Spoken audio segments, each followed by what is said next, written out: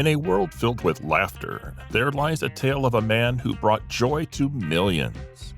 His unique humor and infectious personality made us laugh until our bellies ached. But behind the laughter, there's a sad story to tell. Join us as we dive deep into the untold chapters of Curly Howard's life.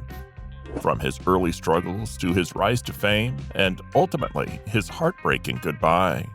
This is more than just a tribute, it's a journey through time, celebrating the indomitable spirit of a comedy legend. This is the emotional life story of Curly Howard's heartbreaking goodbye.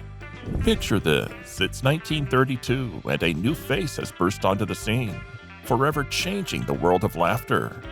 It was this year when Jerome Howard, or as he would soon be known, the legendary Curly, joined the Three Stooges. Here's the twist. Curly wasn't originally part of the Stooges. Nope, he was actually filling in for his older brother Shemp, who decided to take a different path. And so Curly teamed up with his older brother Moe and the frizzly-haired Larry Fine to create comedic magic. But it wasn't until 1934 that the Stooges landed a groundbreaking deal with Columbia Pictures. And oh boy, did they bring the hilarity. From that moment on, the world would never be the same. Curly quickly became the shining star of the act. His trademark woo-woos and nyuk-nyuks, coupled with mind-boggling physical comedy, captivated audiences far and wide. There was just something about his zany antics that made him everyone's favorite stooge. From 1934 to 1944, this trio unleashed a frenzy of laughter with their slapstick shorts, creating some of the funniest moments in the history of movie comedy. But little did they know, trouble was lurking just around the corner.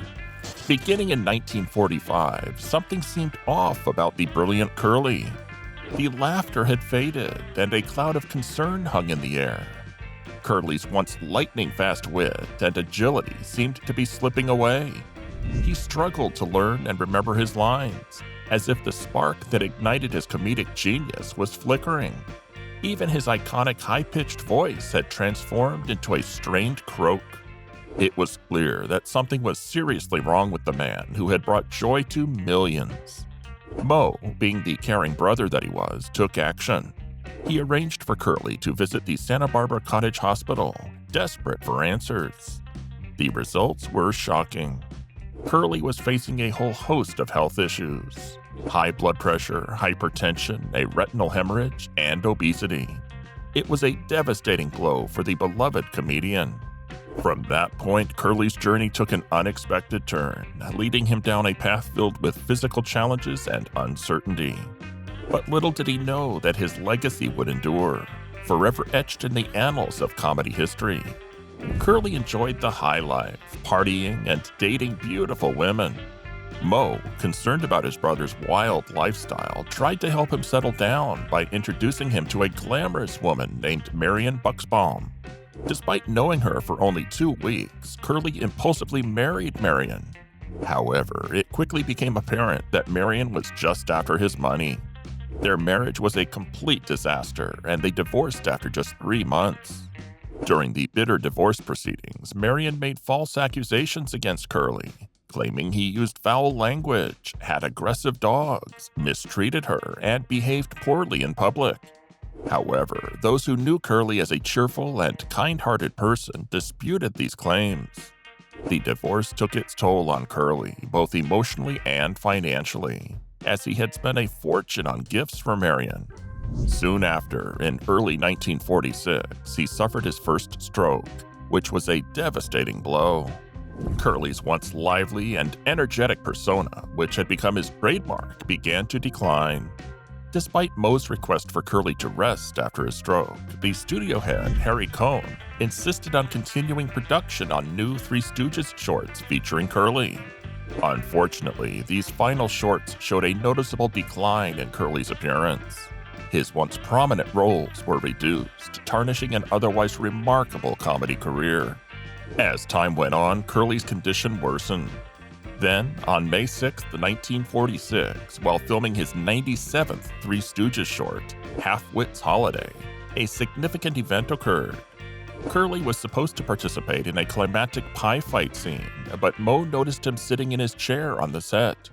Concerned, Moe approached him using the nickname Babe that Curly was known by amongst close friends. What Moe discovered was heart-wrenching. Curly was slumped over in his chair, tears streaming down his face. He had suffered another stroke. He was immediately taken to the Motion Picture Country Home and Hospital to recover. Sadly, his career as a stooge was effectively over. He was replaced in the act by his older brother Shemp. In 1947, Curly's luck took a turn for the better when he met a brunette named Valerie Newman. They fell in love and tied the knot on July 31, 1947. The following year, Valerie gave birth to their daughter, Janie. Valerie's love for Curly was unwavering, and she remained by his side as his health declined, caring for him by feeding and bathing him. After his second stroke, Curly was wheelchair-bound, but he gradually regained some mobility. During a period of slightly improved health, Curly made a cameo appearance in a Three Stooges short called Hold That Lion, alongside his replacement, Shemp. Moe, aware of Curly's frailty, ensured that the set was cleared of unnecessary personnel to minimize any pressure on his brother. Despite his condition, Curly's comedic brilliance shone through in his brief appearance, delivering his trademark woo woo woo sound effects and eliciting laughter. This cameo became the only recorded instance of all three Howard brothers, Moe, Curly, and Shemp, appearing together on film. After the stroke, Curly enjoyed playing gin rummy, watching the local baseball team, and attending fights at the Hollywood Legion. He had a swimming pool built at home for his physical therapy. He loved dogs and spent time playing with his collie named Lady, and two other canines named Salty and Shorty. Curly discovered television and became a fan of a puppet show called Time for Beanie, and a young comedian named Jackie Gleason. In his later years, Curly let his hair grow back and wore sea captain's hats. He cherished his role as a father and happily spent time with his newborn daughter. Despite his health struggles, Curly remained upbeat and content. Tom Emery, a good friend of Curly, remembers a time in the late 1940s when they went for a drive. They saw a young girl in a wheelchair, and Curly asked Tom to stop the car. Curly had a conversation with the girl, asking her about her likes and needs. Afterward, Curly purchased all of the items the girl had mentioned. He anonymously delivered the gifts to her home. Curly stayed at his home until the late 1940s, but his health declined once again. On August 29, 1950, he had to return to the motion picture home. He missed his beloved collie, Lady, and asked Moe if he could bring her to the hospital. Curly enjoyed sleeping with the dog while at home. Unfortunately, when Moe brought Lady to visit Curly, she hesitated and refused to enter his hospital room, staying outside in the doorway. In the following months, Curly's health worsened and he became bedridden. He was put on a strict diet of boiled apples and rice. After another stroke, he was transferred to the Colonial Home, which was eventually shut down due to fire safety violations. Curly was then relocated to the North Hollywood Hospital and Sanitarium. As a result of his strokes, Curly found it increasingly difficult to speak and communicate. One visitor recalled a moment when Curly cried because he couldn't communicate. Curly's sister-in-law remembered a frustrating experience when she and other visitors struggled to understand what Curly wanted. Eventually, after a prolonged period of guesswork, they realized that he simply wanted a bowl of ice cream. Another visitor recalled Curly's attempts to sit up in a chair, with his hand repeatedly slipping off the armrest. Moe also remembered Curly's challenges in communicating as his health continued to decline. In the end, Curly could only communicate with Moe by squeezing his hand, sometimes just by blinking his eyes. The hospital supervisor told Moe that Curly's physical and mental deterioration was causing the hospital inconvenience, and suggested that Moe move him to a mental institution. Moe adamantly refused. Curly's final destination was the Baldy View Sanitarium, nestled in San Gabriel, California. Within those walls, on a fateful January 18, 1952, the legendary Jerome Curly Howard took his last breath, leaving behind a legacy that would forever resonate. Despite his tender age of just 48, Curly's untimely departure cast a somber veil over the world. Jules White, a director who had worked closely with Curly, cherishes the memory of one of his last visits with the ailing comedian. In those twilight moments, as the embers of Curly's laughter flickered, he gave a message to Jules that would etch itself into his very soul.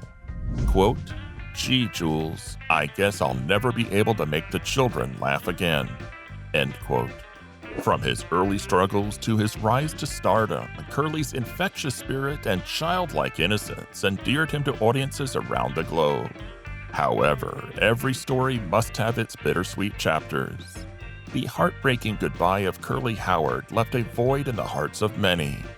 It's a reminder that even the brightest stars face their darkest moments. All right, that's it for today. Thanks for watching. See you in the next video.